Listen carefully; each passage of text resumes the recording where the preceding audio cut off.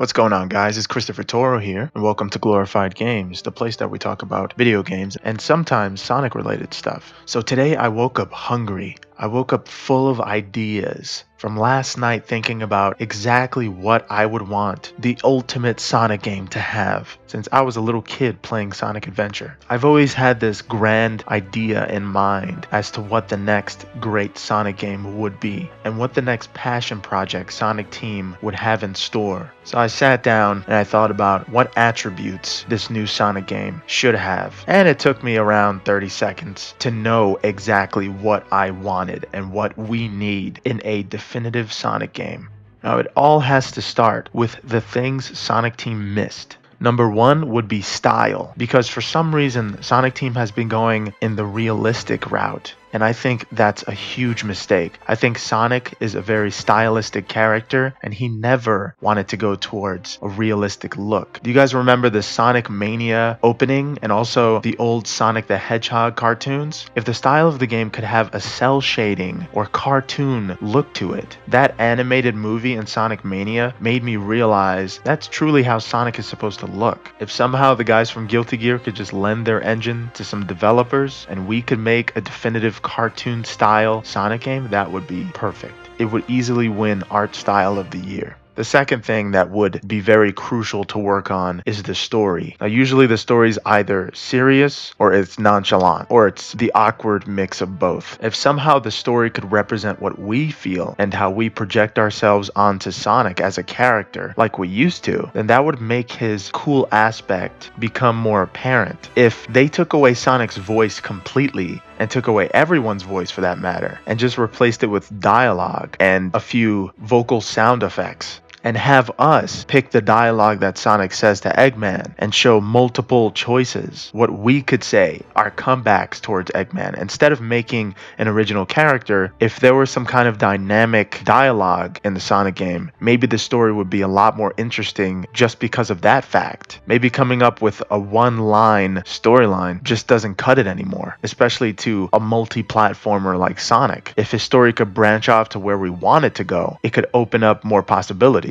Again, quoting a song, because Sonic Team always really tried to get Sonic's theme down, but they always had so many ideas for what the theme should be. If we could just split that idea into what we want, into where we're going in the game, that can open up a lot more themes to it. That could have more depth to Sonic, because there is depth to him, but it's always going in either direction. It's not possibly going into both. If we could start off the game just as innocent Sonic, and then we can dig deeper into Dr. Robotnik's storyline, they could show a few origin stories. They could actually have these characters have depth to them, and we could take on not missions, but take on little adventures based on our dialogue, based on who we talk to, who we find. And I don't just want us to talk to a random human. I want us to talk to actual characters, interesting characters that can be created in the Sonic world. Something that shows the imagination of Sonic and not just a generic cat or generic wolf. I want them to have actual characters that blend well with Knuckles' chaotics, with all of these other characters that we've seen in these 2D Sonic games, and show them in the 3D/animated world. If a story could be that dynamic, which most of the time in video games they are, right there that would add so much depth to Sonic. That would add so much more playability to the game if you just had a better, more definitive story for him. And of course, along with the story, you need a good writer. I think whoever wrote Sonic X is just fine, and whoever wrote Sonic Adventure 1 and 2 is great. If you could just have those two writers or three writers work together to make three different routes as to where the story goes, that would be perfect. Like I said, we don't need voice actors for this Sonic game. This is called Sonic Shut Up System, because I don't want Sonic to ever talk again.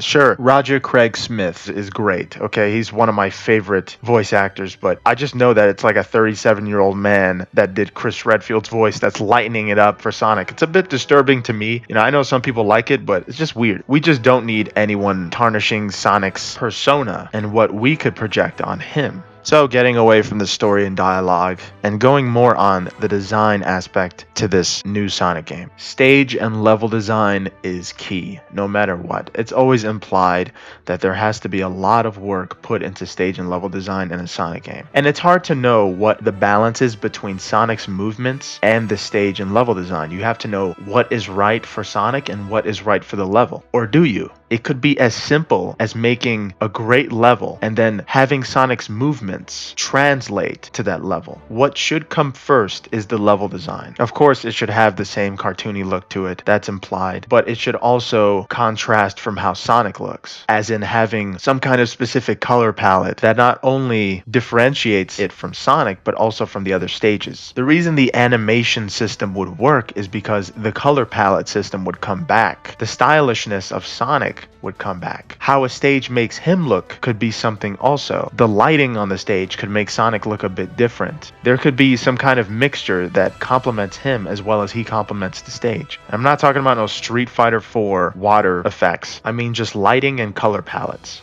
So the stage and level design. The next Sonic game should have a mixture of open world and extra stages. This open world should seamlessly lead from Sonic's dialogue to the stage. What choices you pick should seamlessly turn into the stage. But of course, you can't just walk into the world and go in a few loops just to talk to somebody. I know that sounds ridiculous. It should be a unique environment. And of course, Eggman's a smart man. He could have something that Sonic wants, that Sonic's looking for, that you need, opposed to the Chaos Emeralds. He could have something. He could have a person. They could bring anyone from the comics back, and he could just have that person. He could have different friends of Sonic's, and when you find them, it's like an achievement. It could also change the gameplay or maybe the characters that you play as, but we'll get on that later.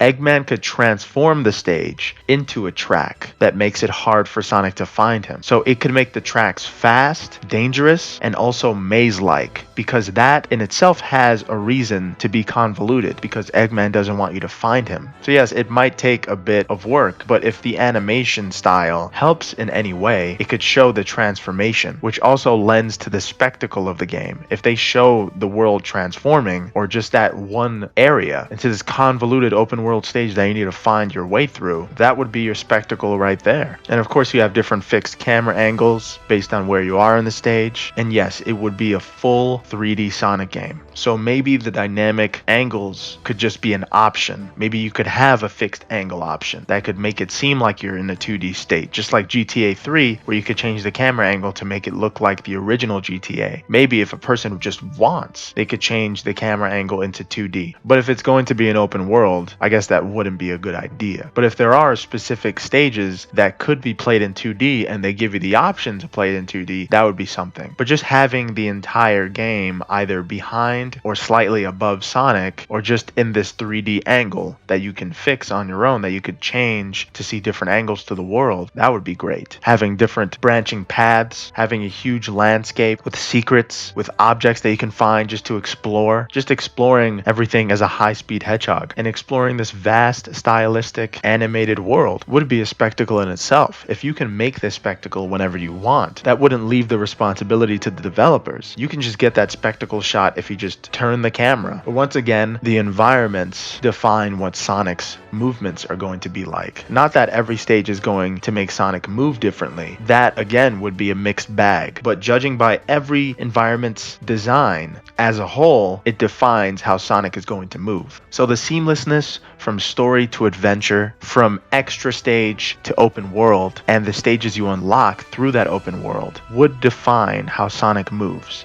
So Sonic's movement in the original Sonic games, they had a constant acceleration, a steady acceleration. Like you would start at 0 and then gradually go to 30 miles per hour. And then you go to 40 miles per hour. And then you would hit a dash. You would slightly boost up from 50 miles an hour to 70. So there would still be an acceleration there. It wouldn't just boost up to 80 miles per hour almost instantly, because that takes away from the platforming. If there's a mechanic that could throw your platforming timing off, that is a bad thing. If it's a platforming game and you can all of a sudden boost yourself as if it were some kind of cheat, then I think the boost mechanic is bad in that way. The boost mechanic does look entertaining, but it also takes away from the timing, and it takes away from the stage itself. It just makes more useless stage so you can boost through. Just boost through enemies and it's always going to stay the same. There's nothing dynamic about it. And platforming is about being dynamic. It's not about being showy. It's not about how it looks. It's about how it feels. So if there's there's a constant acceleration system with Sonic that leads him to a higher speed always, that he can go up to probably 80 miles per hour or 100 miles per hour, but you have to gradually get there. There has to be a stage design that supports that. And here's my idea for that. Each stage would have different levels of speeds of platforming, and the color palettes probably would lend to that warning that the stages are going to reach a higher speed. Now, if there's some way you can measure Sonic's speed, because his speed does matter, and his speed directly impacts the stage's platforming. So if somehow the color palette could slightly change to let you know that it's either going to be faster, if somehow the stage can change just a little bit, depending how fast you're going, if somehow the stage could just be ready for your speed and could provide specific ways to use that speed in a way that just feels free, that would have sort of a new kind of platforming freedom. That would provide you with the freedom of speed and how you control it through the stage. And of course, the number one way Sonic controls his speed is through the dash panels. And if you see a dash panel there, maybe with a specific color dash panel, then you know how fast you're going to go, and you know the timing that you have to have for that section of that open world stage. But of course, there's still going to be momentum, and that's why the system is going to be called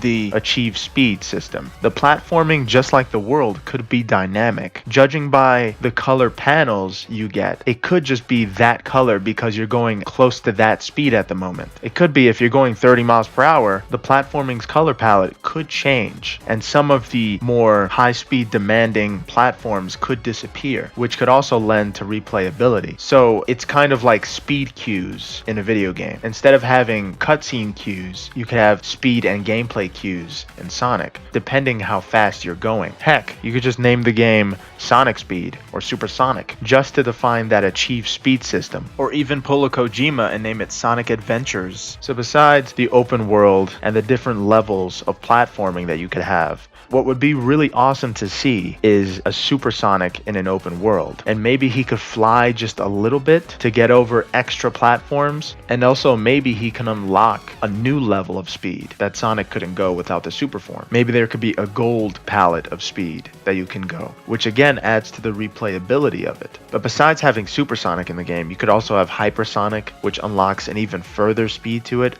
Maybe it could be free DLC, or he could just be in the game, for once, which can unlock a rainbow color palette of speed panels and possibly different dialogue depending if you're Supersonic or Hypersonic. Maybe it could even make the dialogue more dynamic just by changing into these different Sonics. Maybe Dark Spine Sonic could make an appearance again, but more importantly, if the stages could be dynamic and change according to what Sonic you are or what speed you're going, maybe they could just have Knuckles, Tails. If you can make those characters as fast and as dynamic as him in some way, then by all means, if it works, then you should definitely add Tails and Knuckles. But if there are certain items around the world where you can get assists from different characters that you save, because once again, I do want the storyline to surround Eggman kind of taking Sonic's friends or something like that. Like he usually holds all of these animals hostage. If he could somehow kidnap your friends and then you get them back and they supply assists for you that can let you access secret parts of the stage. There's a place in Eggman's facility that's highly guarded. Maybe you can use Espio's invisibility, or if there's a wall that can't be broken, maybe you can use Knuckles' strength. Instead of Sonic having, just a sparkly bracelet that enables him to light dash, maybe you can just have Tails fly you across or somebody to assist you. Maybe you can have assist cues and assist unlockables and unlockable parts of the stages that require assists. So going further into the story also unlocks different parts of the stage. It makes that replayability even more exciting because the characters' personalities are going to be in that stage. Of course, not with vocals, but maybe some dialogue. And since it is dialogue, maybe it could be dynamic based on where you are. Maybe they don't have to pay a voice actor just to say, oh wow, it's Green Hill again, or whatever, or hey, this reminds me of Green Hill. Maybe they could just have a character say specifically what you're doing at the moment, because it is less expensive to write something opposed to voice act it. So adding all of these secret cues to this open world and all these unlockables that unlock extra stages, and maybe there are some stages stages that focus on your Knuckles assists or your Tails assist. You know, that gets me excited just talking about it, having these characters assist you, and you could appreciate the characters even more, opposed to just being them and seeing their contrast from Sonic. You know, the contrast from Sonic and Knuckles is just Knuckles flies and he climbs and he digs. You know, that adds to the exploration, and they use that in Sonic Adventure very well. But if they can use the assist to just have this be one full experience that doesn't feel like a mixed bag at all, and that just feels like it's adding to the stage or adding to the experience, adding on top of that foundation that Sonic is building for these stages, that would be an achievement, and that would be the ultimate Sonic game. Now, of course, there can't be too many ideas in this one game, so simplifying it to just that, having assists, having dynamic platforming depending on what momentum you're going, that would not only add replayability, but it would add a sense of openness to it, no matter what you're doing. And of course, if it is an open world level, it's going to have branching paths, it's going to have underground paths, dungeons that you can explore, and based on Sonic's momentum, it'll all feel natural. Maybe there will be a slight slowdown when you do go to these extra platforming intensive parts of the stage, but again, depending on what momentum you're going, the stage will always be ready for you. Just like how Sonic Adventure 2 kind of made the stage ahead of you, maybe there could be sort of a mirage effect that could always make the stage look the same, where everything looks natural no matter what momentum you're going. Since the momentum is so important, maybe there could be more than one way to add to that. Maybe you could just reach a hill and you're going down the hill and you go slightly faster because of that. Now in Sonic Lost World, they wanted to make that achieve speed system work. So they made the stage pretty much go in different branching paths according to how you want it to go. But the problem with that is there was just too many inconsistencies between gameplay. Wall running, climbing, all this parkour system, there was just too much in that. There was just too much of a mixed bag of gameplay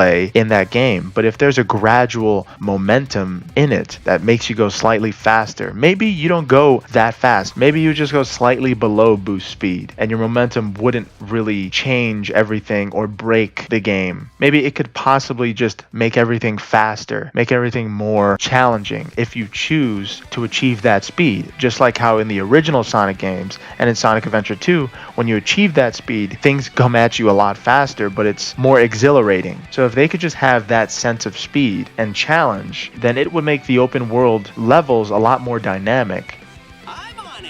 Depending if you go down a hill or hit a certain type of speed panel. That could be tricky depending on the size of open world level you create for Sonic, but it could also be simple. You just choose what top speed you want for him based on the stage's length, based on how long you want the stage to be. Sonic doesn't have to have a limitless speed like in Unleashed, where you can actually increase his speed acceleration. He could just have this definitive momentum, and you could achieve more speed through the game's optional speed panels. And who knows, maybe one of the assists can unlock an extra in the stage that makes you go faster if you achieve that speed. But the seamlessness from story to level to extra stage and momentum has to be the same. It has to feel like one. There can't be too many elements on the screen. They all have to lend to that momentum, to that achieve speed system. Sonic Mania, even though I keep on bringing it up, was a perfect example of how you can feel like you're playing as the same character in the same game, but experience different things. And not having those things make you feel like a different character or make it feel like a different game, but simply adding on that foundation that base gameplay has. And just like how Tails assisted you in Mania, maybe Tails could be in this game and he assists you from getting from point A to point C a lot faster. Or maybe you can get to an extra level with Tails if you unlock him. Maybe he follows you no matter how fast you go. Maybe Sonic and Tails could be the main players and then Tails gets taken away, so you need other assist characters like Knuckles, Amy, just to unlock different areas and to give you different possibilities to this open world level. And I know that sounds like a lot of work, but AAA companies are doing that amount of work, just like how Skyrim did. And they had so many different experiences in that one game, but it all felt like one game. They had all these elements, all these assists, all these people you can ask to help you, and it all felt like the same experience. When it comes to the modern game industry, there's a certain standard. You have to be dynamic. It doesn't matter. Mario is somewhere transforming into a T-Rex right now because that is how modern games have to be. If Sonic cannot speed up and keep up with definitive and dynamic gameplay, then he'll fall behind easily.